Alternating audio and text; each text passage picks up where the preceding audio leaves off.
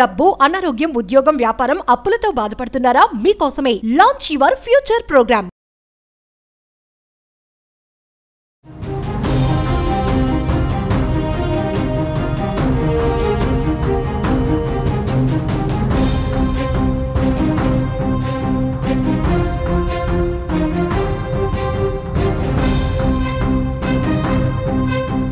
నమస్తే, welcome to Suman TV. ప్రస్తుతం మనతో పాటు ఉన్నారు అనలిస్ట్ డాక్టర్ నంది రామేశ్వరరావు గారు. సార్తో మాట్లాడు. నమస్తే సార్. నమస్తే సార్, ట్రంప్ 2.0 మరి H1B వీసా ఉంచుతాడా తీసేస్తాడా అంటే ఎలిమినేట్ చేసేస్తాడా, మరి ఉంటాయా అంటే ఏం చెప్తారు సార్? H1B వీసా అనేది ఎలిమినేట్ చేయరండి. రూల్స్ కొద్ది మారుస్తున్నారు, ప్రొసీజర్ మారుస్తున్నారు, అమెండ్మెంట్ చేస్తున్నారు. ఎందుకంటే వాళ్ళకి వచ్చిన ఇన్ఫర్మేషన్లో లక్షల మంది మెక్సికో కానీ, కెనడా కానీ, జపాన్ కానీ, చైనా కానీ, ఇండియా కానీ ఇట్లో ఉన్నారనేది ఒక అవగాహన వచ్చేసింది. క్లారిటీగా వాళ్ళు సర్వే చేయించుకున్నారు. ఆ సర్వే చేయించుకున్న తర్వాతే ట్రంప్ అనేది ఎలక్షన్లో కంటెస్ట్ చేసినప్పుడు 1 year ముందు నుండి చెప్తూ వచ్చాడు. క్యాంపెయిన్ అన్నింటిలో కూడా నా మొదటి సంతకం వలసదారుల మీద చూసి చెక్ చేసి ఇల్లీగల్ ఎవరైతే ఉన్నారో, అన్స్కిల్డ్ ఎవరైతే ఉన్నారో వాళ్ళని పంపించేస్తాను అని చెప్పారు. ఆ నినాదంతోనే అమెరికన్స్ వర్ హ్యాపీ. కనీసం వీళ్ళు వెళ్ళిపోతే మాకు కొద్ది లోడ్ తగ్గి మాకు సీట్లు వస్తాయి, జాబులు వస్తాయి అన్నట్టు ప్రకటించాడు. అది ఆ నినాదం మీద స్ట్రాంగ్గా ఎలన్ మస్క్ కూడా సపోర్ట్ చేసి ట్విట్టర్లో కానీ కొన్ని అకౌంట్లు అన్నీ బాగా టైం అంత పెద్ద అయినా ప్రతి నిమిషానికి వేలల్లో సంపాదించి ఆయన క్యాంపెయిన్ చేసి పార్టీల కోసం అప్గ్రేడ్ చేసి మీటింగ్లు పెట్టాడు. ఆ విధంగా గెలిచాడు. సో ట్రంప్ని అందుకని బోర్డులోకి తీసుకున్నాడు, అడ్వైజరీ కమిటీలో తీసుకున్నారు. Department of government efficiency last time మనం మాట్లాడుకున్నాం. దాని తాలూకా పనితీరును ఈయనతో కలిపి ఏవి రామస్వామి ఆయన కలిపి ఇద్దరు చేస్తారు. అయితే ఇక్కడ ఏమైందంటే ఇప్పుడు ఈయన అన్న మాట నిల్చోబెట్టుకోవాలి కదా. ఇప్పుడు ఈయన ఎట్లా ఉన్నాడంటే వుండెడ్ టైగర్, దెబ్బతిన్న పులి ఎట్లా ఉంటుంది కనిపిస్తే లాస్ట్ టైమే ట్రై చేశాడు అసలు జనవంతి. కాకపోతే హైలైట్లో అప్పుడు ఏమైంది, ఆయన మెజారిటీ లేదు. అప్పుడు మెజారిటీ లేనందువల్ల అది అమలుపరచలేదు. స్టార్ట్ చేశాడు, ఆయన అయ్యే టైంకి కొలాప్స్ అయిపోయింది గవర్నమెంట్. ఇప్పుడు ఏం చేస్తున్నాడంటే వాళ్ళని నాకు ఓన్లీ ఎవరైతే ఇల్లీగల్గా అన్స్కిల్డ్ పీపుల్ ఎంటర్ అయిపోయారో అమెరికాలోకి, యుఎస్లోకి వాళ్ళని లిస్ట్ చేశాడు. లిస్ట్ చేసి పంపించడానికి మనం మాట్లాడుకున్నాం 1 లక్ష మంది ఎంతమంది రెడీగా ఉన్నారు. ఇంకో ఫ్యూచర్లో కూడా 18 లక్షల మంది. సో వాళ్ళందరినీ రెడీ చేసుకుని ఇప్పుడు చెక్ చేస్తున్నాడు, పాయింట్ టు పాయింట్ చెక్ చేస్తాడు. Every person, every visa, every passport అన్నీ చెక్ చేసి వీడు అసలు దొంగతనంగా వచ్చాడా, లేకపోతే పర్ఫెక్ట్గా వచ్చాడా, మేనేజ్ చేసుకొని వచ్చాడా, డబ్బులు ఇచ్చి వచ్చాడా, ఇవన్నీ చూస్తున్నాడు. దీనివల్ల మొదట చూసుకుంటే లాస్ట్ టైం ప్రెసిడెంట్ అవ్వకముందు కామెంట్ ఏం చేశాడు, ఈ H1B ఎలన్ మస్క్ అడ్డపడ్డాడు. ఎందుకంటే ఆయనకే ఫస్ట్ క్లాస్. ఆయన ఇప్పుడు వరల్డ్లోనే నెంబర్ 1 చేయండి. టెస్లా వచ్చి స్పేస్ ఎక్స్ వచ్చిన తర్వాత ఇప్పుడు మనం ఫోన్ అవన్నీ రాకెట్స్ అన్నీ is be number 1 in the world అయిపోతాడు. ఒకప్పుడు బిల్ గేట్స్, వారన్ బఫెట్ అందరూ ఒకటి టాప్ 3, 4, 5లో ఉంటారు. ఇక్కడ ఏమవుతుందంటే he wants the great America again. Great America ఉండాలి. మనం గ్రేట్ ఇండియాకి ఎందుకు సపోర్ట్ చేయాలి, గ్రేట్ చైనాకి ఎందుకు సపోర్ట్ చేయాలి, మన కంట్రీ మనం సపోర్ట్ చేసుకోవాలి. సో H1B వీసాలో ఏం చేస్తాడంటే కొన్ని రూల్స్ టైట్ చేస్తాడు. ఫర్ ఎగ్జాంపుల్ ఎట్లా చేస్తాడు, if you are not skilled, ఏదో ర్యాండమ్గా వేగ్గా వచ్చేసి కన్సల్టెన్సీ మాట్లాడి ఇచ్చేస్తే వాడు బయటకు వస్తాడు. ఎందుకంటే వాడు మళ్ళీ రీటెస్ట్ పెడతారు, లేదా రీకోడింగ్ చేస్తారు, ఫెయిల్ అయిపోతారు. సబ్జెక్ట్ లేని కూడా ఆటోమేటిక్ ఫెయిల్ అయిపోతుంది. నెంబర్ 1. నెంబర్ 2, లాటరీ సిస్టమ్ ఎత్తేస్తాను అంటున్నాడు. లాటరీ సిస్టమ్ అంటే బఫూన్ గడు కూడా సెలెక్ట్ అవ్వచ్చు, యాక్చువల్ సబ్జెక్ట్ నోట్ సెలెక్ట్ కాకపోవచ్చు. సో 2 ఛాన్సులు ఈక్వల్ కంట్రిబ్యూషన్ ఉంది, అది దాని మీద పెడుతున్నాడు. తర్వాత చైల్డ్ బర్త్ అనేది ఒక ఎఫెక్ట్. సో ఇవన్నీ చూసుకుంటే ఓవరాల్గా ఈ లక్షల మంది డ్యామేజ్ అయ్యాయి. అమెరికా కూడా కొంతకాలం రెవెన్యూ తగ్గే అవకాశాలు ఉన్నాయి.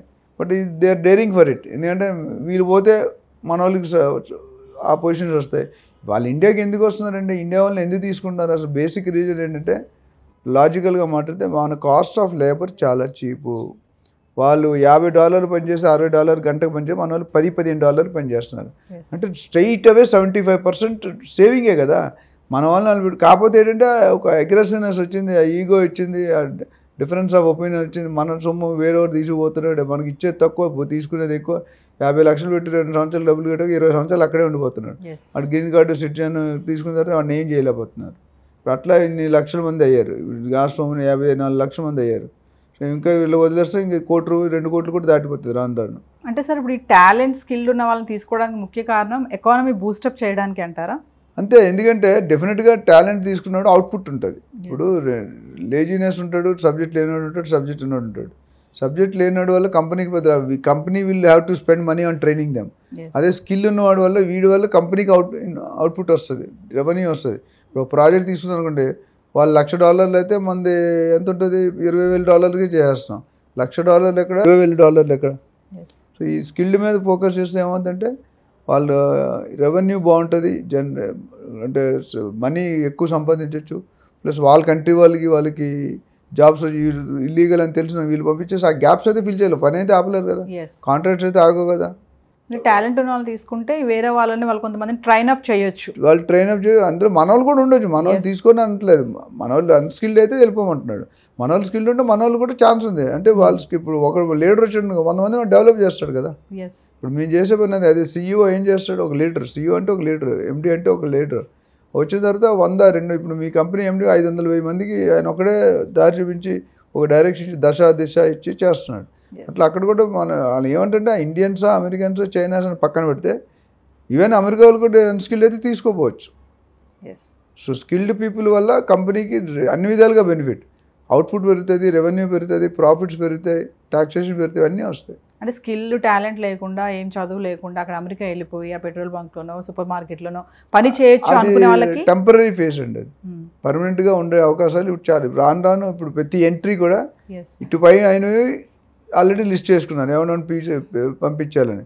కొత్త వాళ్ళని వచ్చేటప్పుడే ముందు ఆకాంక్షలు పెట్టేస్తాను, నువ్వు రాలేవు, రాకూడదు అని. అంటే ఏదేమైనా సార్, ఈ H1B వీసాకి సైలెన్స్ ని బ్రేక్ చేసేసాడు అనుకోవచ్చా ట్రంప్? అది మొదటే ఇంటి ఎప్పుడో ఇచ్చాడు. జో బైడెన్ ఎలక్షన్ ఓడిపోయినప్పుడే చెప్పారు. 1 year అంటే ఎలక్షన్కి ఏమంటే అది. ఇప్పుడు ఏంటంటే కొద్దిగా అఫీషియల్గా అనౌన్స్ చేస్తున్నాడు. అప్పుడు అన్అఫీషియల్గా నేను చేస్తాను చేసి చూపిస్తున్నాడు. అంటే ఒక విధంగా నేను తప్పనండి. Trump is doing his job, ఆయన పొజిషన్ ఆయన జస్టిఫై చేయాలి కాబట్టి చేస్తున్నాడు. బట్ మన వాళ్ళు ఇల్లీగల్ వెళ్ళడం మన కర్మ. అది మనం లీగల్గా వెళ్ళుంటే ట్రంప్ లాంటి 100 ట్రంపులు వచ్చినా ఏం చేయలేరు. మనం ఇల్లీగల్గా వెళ్ళాం కాబట్టి, స్కిల్ లేకుండా వెళ్ళాం కాబట్టి మేనేజర్ మన ఇంటర్వ్యూ ఇంకొకటి ఎవడో అటెండ్ చేసి ఒక్కొక్క వర్క్ ఫ్రమ్ హోమ్ 3-4 జాబులు చేసుకొని ఇప్పుడు ఏమంటాడు, ఇమీడియట్గా ఆఫీస్ జాయిన్ అవ్వమంటున్నాడు. No working from home. Work from home ఏం చేసి కంపెనీ పేరు ఒకటి, సాఫ్ట్వేర్ వాళ్ళు ఏం చేసినా 3-4 కంపెనీ ఇంట్లో కమిట్మెంట్ చేశారు. సో దానివల్ల అది కూడా పెద్ద ఇంపాక్ట్. ఎందుకంటే అవుట్పుట్ లేదు కదా. ఇప్పుడు నువ్వు ఒక్కదాన్ని 4 ఛానల్స్ మాట్లాడావు అనుకో, యూ బికమ్ ఫ్రీలాన్సర్. ఫ్రీలాన్సర్కి ఎప్పుడు ఎక్కువ సంపాదన ఉంటుంది, ఎందుకంటే కాస్ట్ ఎక్కువ ఉంటుంది. నీకు గంటకి 5,000-10,000 సంథింగ్ ఉంటుంది. అక్కడ కూడా అంతే అవుతుంది కదా. వాళ్ళు స్కిల్ లేకుంటే వెళ్ళి వర్క్ ఫ్రమ్ హోమ్ చేసుకొని ఆ అవుట్పుట్ ఇచ్చి ఆ కంపెనీలు బాగుపడు, ఈడు బాగుపడు, మొత్తం ఓవరాల్గా దేశానికే లాస్, ఆయన కెరియర్కే లాస్. అంటే H1B వీసా కనుక ఒకవేళ రూల్స్ మారిస్తే మన ఎలాన్ మస్క్ కూడా పెద్ద ప్రాబ్లమే కదా సార్. ప్రాబ్లము దాన్ని ఏదో నాకు తెలిసి సమ్ సొల్యూషన్ ఏదో వర్కౌట్ చేసుకున్నారు. సొల్యూషన్ అనేది మనకి ఇంకా బయటికి రాలేదు. డెఫినెట్గా ఈ will be in dark race, కొద్దిగా ఇబ్బంది అయితే పడతాడు. అంటే ఎలాన్ మస్క్ మాట కూడా ట్రంప్ వినకపోవచ్చు అంటారా?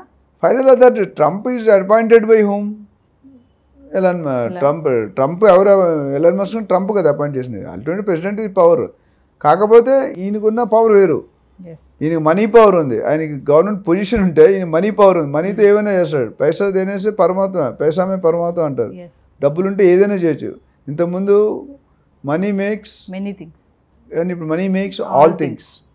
First impression is best impression. ఇప్పుడు first impression is last impression.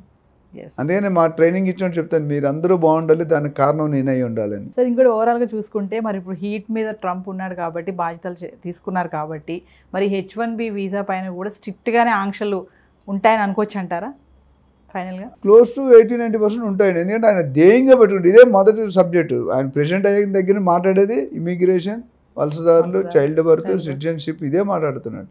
So డెఫినెట్గా is going to do something. అంత స్లోగా రిలాక్స్ అయితే చల్లారిపోయేది కాదు. కొద్దిగా పెనం వేడిగానే ఉంది, చేయి పెడితే కాలుతుంది. పెనం వేడుకున్నట్టు దోశ, ఇప్పుడు పెనం వేడుకున్న దోశ వేస్తున్నాడు అని. Thank you sir. Thank you.